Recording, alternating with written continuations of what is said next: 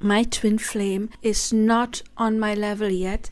They have so much more work to do. They are nowhere near my vibration. If those thoughts have crossed your mind, then stay tuned for this video.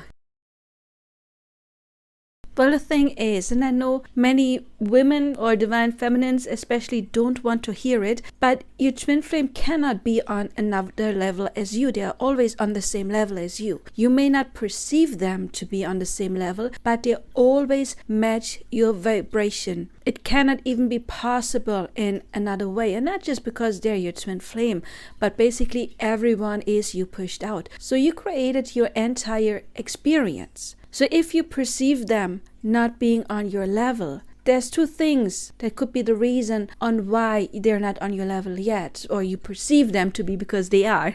But before we talk about that, just imagine you're in school and you're in 10th grade, for example, and you want a study buddy. You wouldn't go to a 7th grader. You would go to another 10th grader to be a study buddy, where both of you can learn something from the other. You're teaching me English, I'm teaching you math, or vice versa. So when we look for study buddies, and like your soul, you always look for somebody who is on the same level as you are. So it cannot be that your twin flame is behind you. Make sure you watch this video till the end, because I'm going to explain to you why it is impossible for them to be on a different level. So stay tuned for that. But one of the reasons why you may perceive your twin flame as not being on your level, well, that could be your ego, for example. Our ego usually thinks we're a couple of steps ahead than we actually are. You're not alone with that. Welcome to the club. We all been there. But the thing is that your person is your mirror. They show you exactly where you stand. So many divine feminines, they perceive themselves as, I'm a good person. I always help everyone, but they're not good. They're not there for me. I'm always there for them, but they're not there for me. If you neglect your own needs, you show the universe, look, my needs are not important. And the universe mirrors that back to you. And your universe uses your people around you, and especially your twin flame, of course, or any romantic interest, to mirror you how you treat yourself. So if you have not learned to treat yourself well, they cannot mirror that back to you. And whose fault is that? It's not their fault. And it's not your fault either if you have not healed stuff from your past, or if you have negative experience in the past, but now you're an adult, you're on a journey. So now it is your responsibility to do that. Many spiritual people, they're kind of like people pleasers. Because, it can come from childhood. They only got positive feedback or rewards from their parents when they did something good, and they got criticism when they did something bad. Or they only got rewards for, getting good grades or whatever it is. And then having that positive feedback when you're doing something good and negative feedback when you do something bad can form us into believing, we have to be a certain way to be loved. Remember, we do get programmed in the first 7 years approximately of our life, and those programs run until the end of our lives unless we learn to reprogram them. So if you have that inner urge of always being there for everyone, to be the good girl or to be the good boy, well, that's a good thing if you're a genuine good person. If you're saying yes, even though you mean to say no, that shows you a lack of self-love. Self-love does not mean I am egoistic. It does not mean I don't care about other people's needs. We are a collective. Of course, we do care about other people, but take care of you first. If your cup is full, then you do have enough energy to share it and to help other people. If it's not an emergency and your energy is low, you get to say no. Imagine you ask your best friend for a favor. It's not an emergency situation, but it would be something that would help you, and they say, sorry, I can't, I'm not feeling well. Would you stop being friends with them? No, you would be, sorry, get better. Okay, take care of yourself, and you would still love them. But the other way around, we are often so scared to take care of ourselves, to say no, because we are so scared of losing that love. And especially in a romantic connection. In the beginning of the journey, if the feminine is still distorted, and it's usually the feminine energy, and I'm not saying the female, because it could be a male person, a man, the feminine energy is usually too nurturing of the other person, always putting the other person's needs first, or kind of like mothering them And of course they run. Maybe they have known that from their childhood. Overburdening mom, overburdening feminine, knowing, oh, that feminine, she has expectations from me and I cannot give her that, and then they run. If she's too clingy, the anxious versus avoidant attachment style, look that up. I do have a video on that. So yeah, one of the reasons why divine masculine or distorted masculine at this point maybe is not giving you what you need, is not treating you with respect, is because you have not anchored your self-love yet. You still make other people's needs a priority. And I'm of course not talking about you have a little child, you have a baby, of course that has priority. But in this love connection, your needs matter too. But it's not their job to fulfill your needs. It is your job to take care of yourself, because a divine counterpart never comes to save you or to fill any void you have within yourself. That's why we talk about divine feminine and divine masculine. A divine feminine, she doesn't need a man. She wants to have a partner on her level, but she doesn't need him because she is happy and perfect and full on her own. She knows how to take care of herself.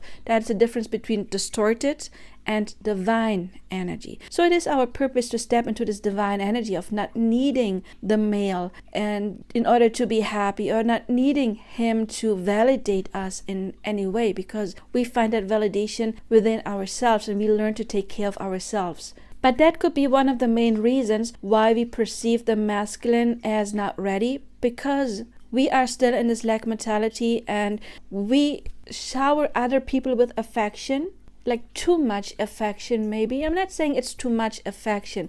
We're specifically talking about those situations where you don't have affection for yourself. It's not egoistic to make sure that you are happy and well, because the universe is mirroring you. So if you take good care of yourself, then that can get mirrored back to you. So learn self-love. Work on your assumptions about yourself. Work on your self-concept.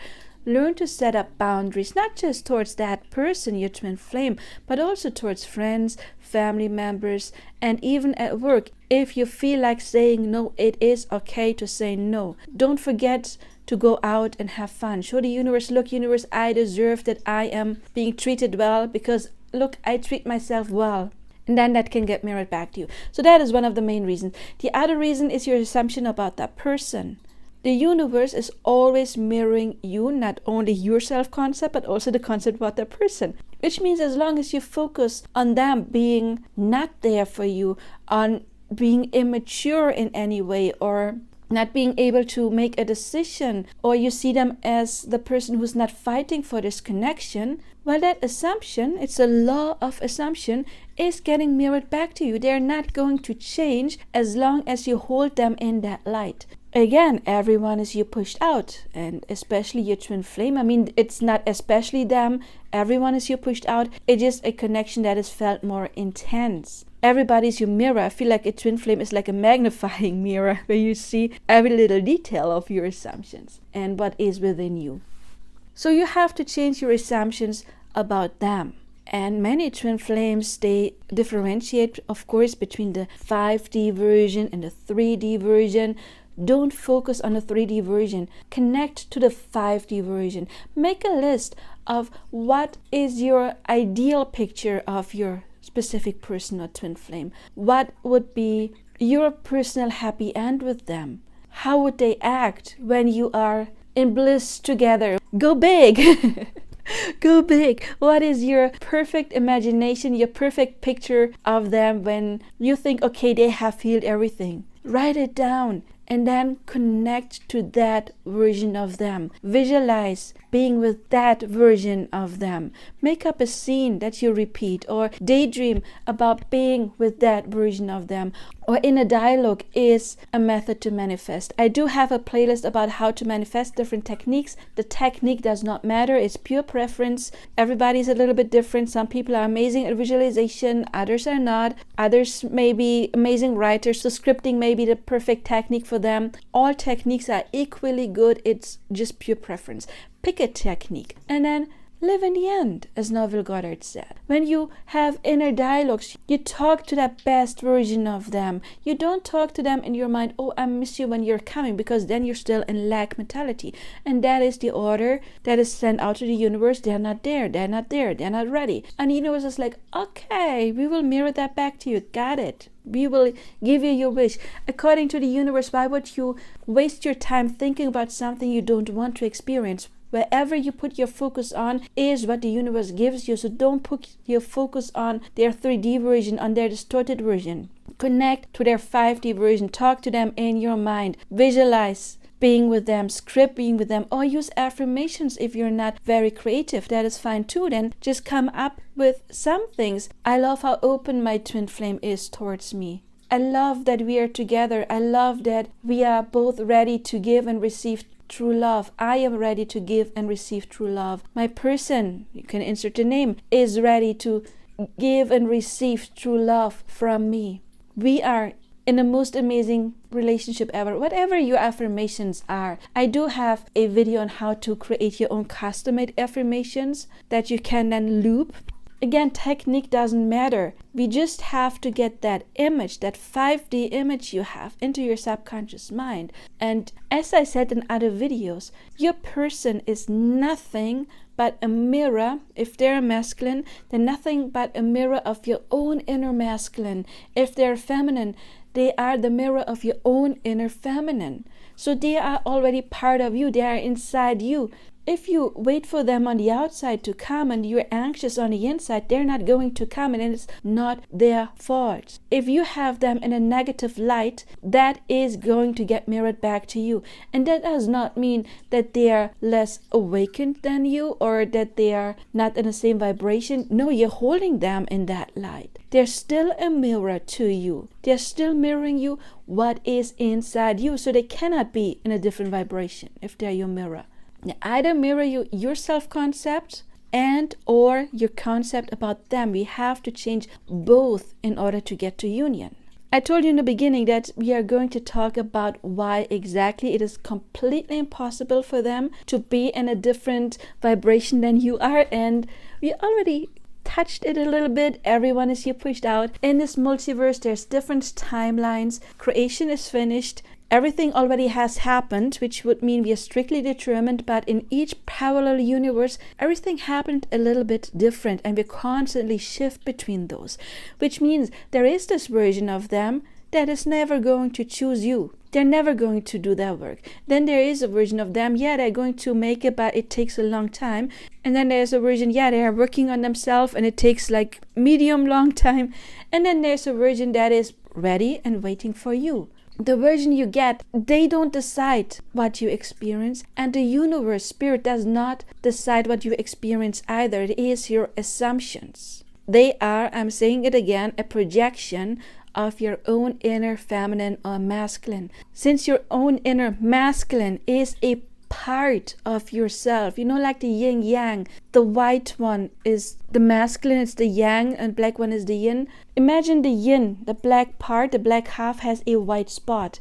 They are the representation of that, which means they cannot be less than you because they are part of you. They are you pushed out. And what happens is that when you change your assumptions, you shift to the timeline always that matches your assumptions. So the more you work on your assumptions about them, it will look for you like they're slowly changing and opening up. But what happens is that you slide through the timelines where they're more and more and more ready until you reach the timeline where they are ready for you, where they're waiting for you. And since time is an illusion, where they always have been ready for you.